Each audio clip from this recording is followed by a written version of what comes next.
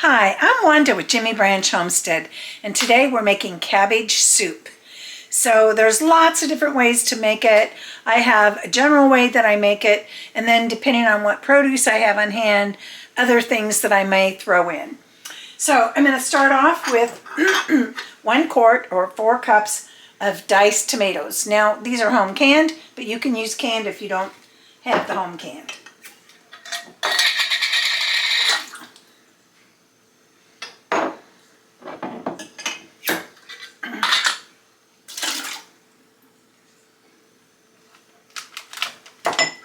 And then since I'm going to be using ground venison today, I'm going to use a beef broth stock.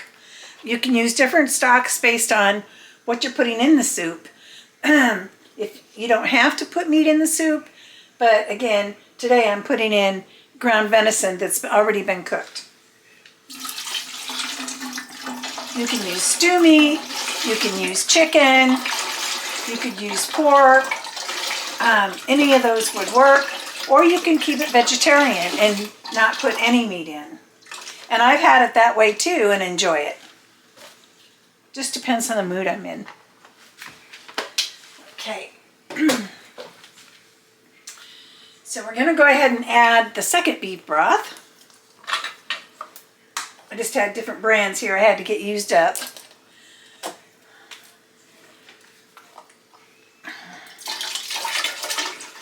I don't have any home canned beef broth because we do not raise our own beef at this point. We don't really have room to do it. But I didn't make broth on my venison bones either. So hopefully that's something I'll do in the future, is make venison bone broth. But I don't have that right now. Right now I just have the chicken, and that would be fine too. Now I have about 2 pounds, a couple of these are under a pound, of packages here. I mean, each one is about a pound, but like I said, 2 or less. So total I probably have 2 to 2.5 pounds of cooked venison burger. And it's still partly froze, that's okay, it'll finish thawing out in the cooking.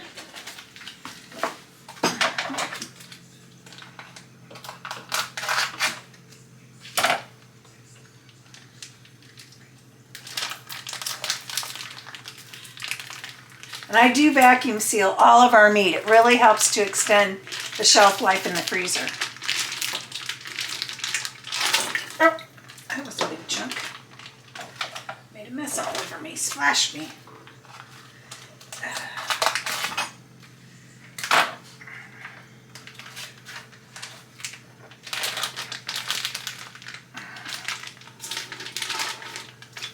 Down in there better.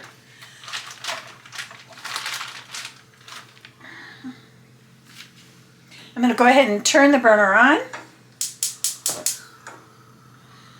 and get the liquid started heating as I'm adding the other items.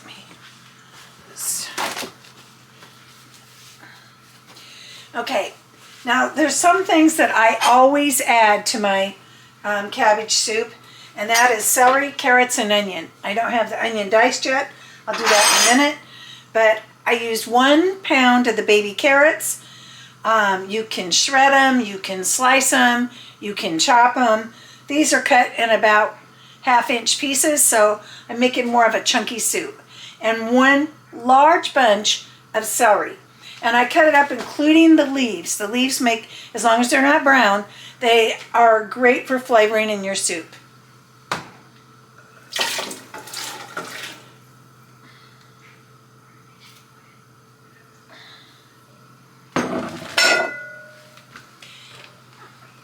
And then I usually use about 2 heads of cabbage. This is 1.5 because half of it wasn't good.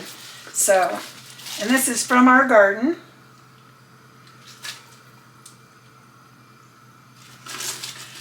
I really wanted to make a couple pots, but I didn't have enough cabbage to do that.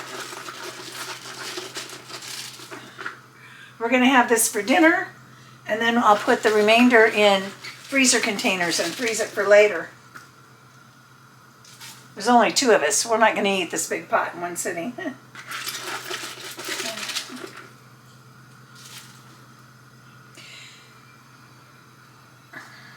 And this looks like a lot, but remember, it's going to wilt. The cabbage is going to wilt and cook down.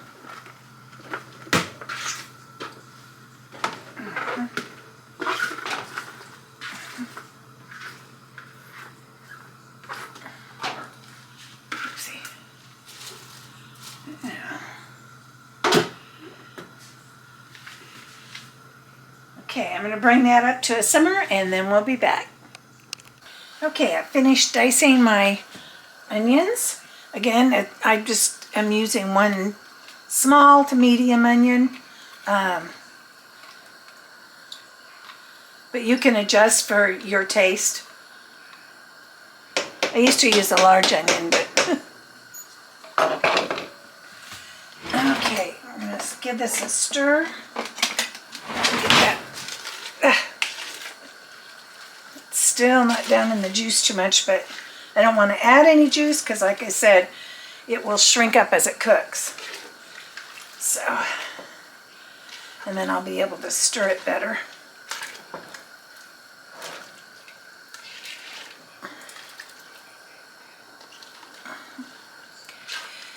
Some other vegetables that are good in cabbage soup would be like your broccolis, any of your brassicas, cauliflower, peas, and you can even use them from a frozen state. You can add corn, you can add green beans. Since these are all raw, I'm going to start this first, and then I'll add some other things. So I picked a few green beans from the garden this afternoon, and I decided to add them to my soup as well. So I went ahead and got them broke up. Now we're going to give them a good rinse. And then we'll add them to the soup.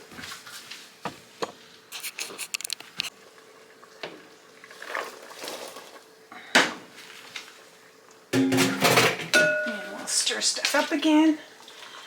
Yep, the cabbage is cooking down.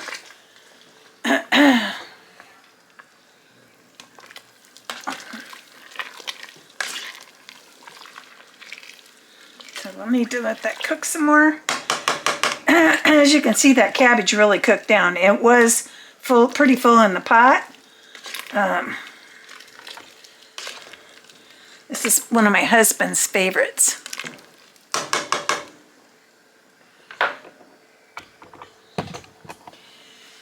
Okay, so next I'm going to add some more flavor. This is optional. I love this better than bouillon. It's a semi-liquid, kind of a paste. And I'm going to add probably a total of 3-4 tablespoons for this big pot.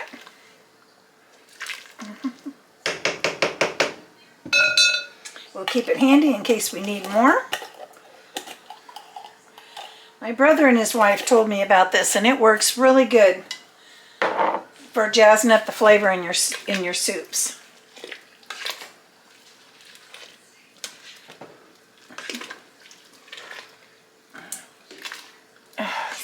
Starting to really gel. Now, as far as other seasonings, season it up with your favorite seasonings. I often use Lawry's, salt and pepper, like garlic, onion powder, any of those things, and all of those things can be used.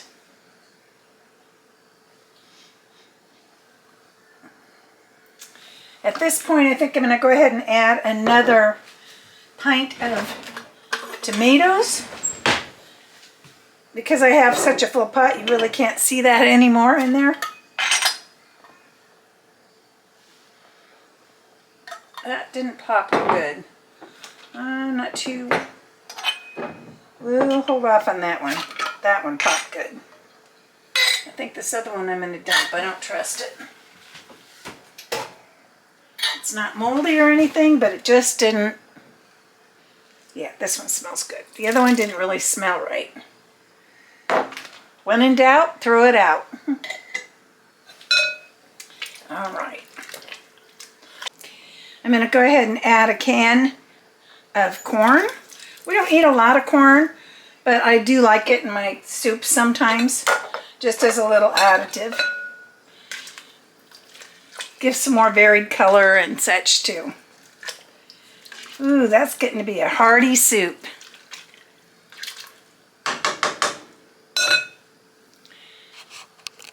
Well, I did the taste test and added the rest of that better than bouillon. So I used probably half of the small jar. This is a 38 servings jar, and I had about half of it left and I used it all. So, and then I've added some Lowry seasoned salt. And I'll probably add more in my dish. I don't like to over seasoning in the pot because you risk seasoning it too much. So I like to under season it just a little bit and then finish season it in my bowl. So we're going to go ahead now and just let this simmer for about another 20 minutes and then dinner will be ready. So that would have been putting it simmering for about 40 minutes probably in total. Well, the cabbage soup did not make it to the freezer. We decided to eat it over the course of several days. So if you're enjoying this type of video, please give us a thumbs up, subscribe, and share our videos on your social media. It's the best way you can help our channel to grow. Thank you so much for watching. Jimmy Branch Homestead.